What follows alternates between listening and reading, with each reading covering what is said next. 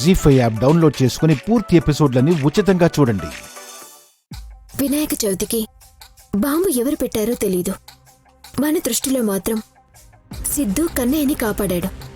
అందువల్ల వాళ్ళు మారిపోయారని మనం నమ్మాం. సీమంతానికి ఎందుకు పిలిచారో తెలీదు.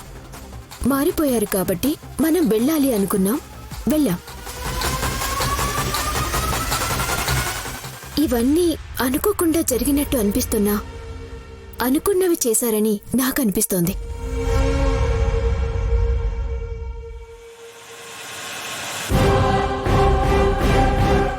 ఆఫీసర్, కాస్తలో తప్పించుకున్నారు.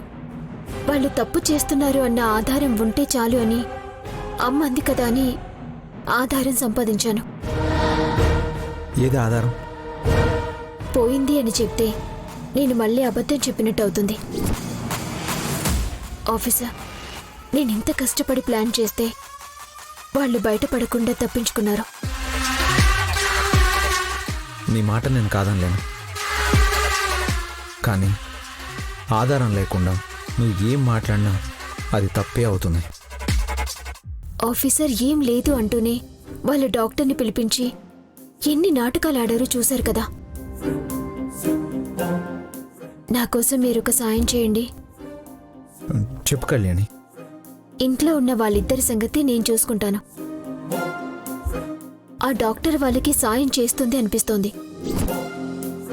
కాబట్టి ఆ డాక్టర్ని పట్టుకొని ఏం చేస్తుంది, ఏ విధంగా వాళ్ళకి సాయం చేస్తుంది అన్నది మీరు తెలుసుకోండి.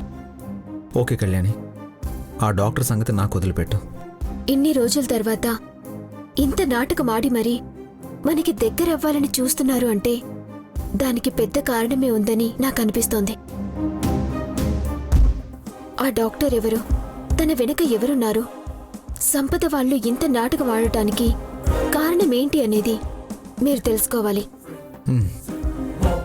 నువ్వు ఇంతగా చెప్తున్నావంటే నేను మాత్రం అంత తేలిగ్గా ఎలా తీసుకుంటాను? చేసిన తప్పులు తెలుసుకుని మంచిగా మారతామంటే సరే అని ఊరుకున్నాను. లేదు, అదంతా అబద్ధం, మళ్ళీ ఏదో చెడు ఉద్దేశంతోనే వచ్చారు అంటే మాత్రం ఈసారి వాళ్ళు ప్రాణాలతో ఉండరు. వాళ్ళొచ్చింది ఏ ఉద్దేశంతో అన్నది మీకు నేను చెప్పడం కాదు ఆఫీసర్. ఆ డాక్టర్ని నిలదీస్తే తనే నిజాలు చెప్తుంది.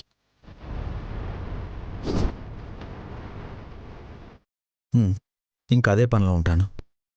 వాళ్ళొచ్చింది ఏ ఉద్దేశంతో అన్నది మీకు నేను చెప్పటం కాదు ఆఫీసర్.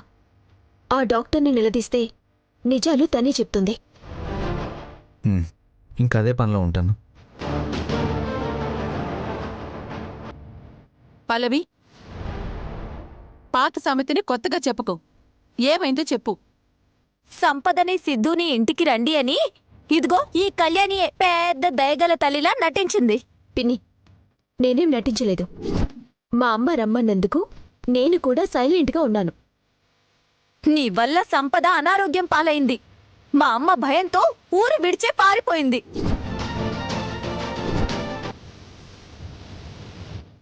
దిక్కులేని స్థితిలో ఇంటికొస్తే మీ అమ్మ, ఈ అనుపమమ్మ నా కూతురు లాంటిది అని ఆహ్వానించింది. మీ నానమ్మ కూడా వీడి తప్పుల్ని మన్నించి లోపలికి రానిచ్చింది. కానీ నువ్వేం చేశావు? వీళ్ళని చంపాలని చూశావు.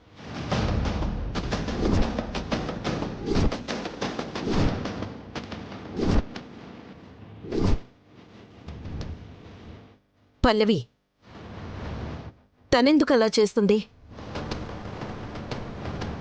అయినా నా కూతురు ప్రాణం పోసే రకం గాని తీసే రకం కాదు. ఆ అమ్మా పోసే రకమే.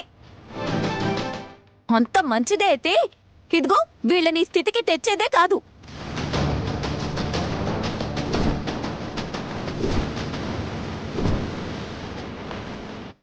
అక్క ఊరుకో. నువ్వు ఊరుకోరా తమ్ముడు. దీనివల్ల మీ భవిష్యత్తునే కోల్పోయారు.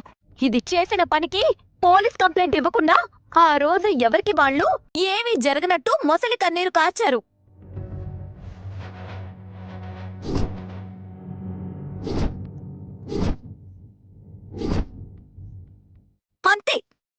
మళ్ళీ మామూలే. ఈవిడ గారు చెత్త ఫుడ్ వండి పెట్టి ఫుడ్ పాయిజన్ అయిపోయారు అని నమ్మించాలి అనుకుంది. పల్లవి, మతుండే మాట్లాడుతున్నావా? మతెలా ఉంటుంది మావయ్య గారు? మీ మనవరాలు నా తమ్ముళ్ళ లైఫ్ ని స్పాయిల్ చేసి ఇదిగో ఈ సంపదని గొడ్రాలయ్యేలా చేస్తే మతెలా ఉంటుంది?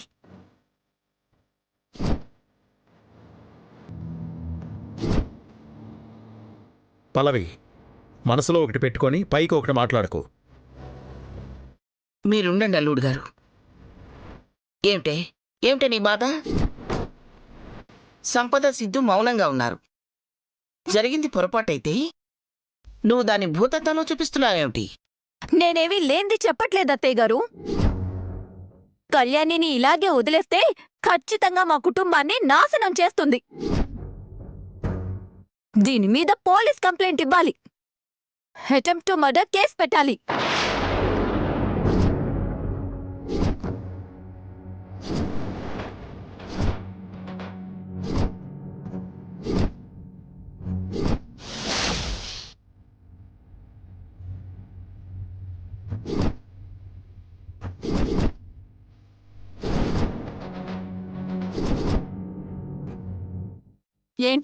ఏంటే నువ్వు కేసు పెట్టేది?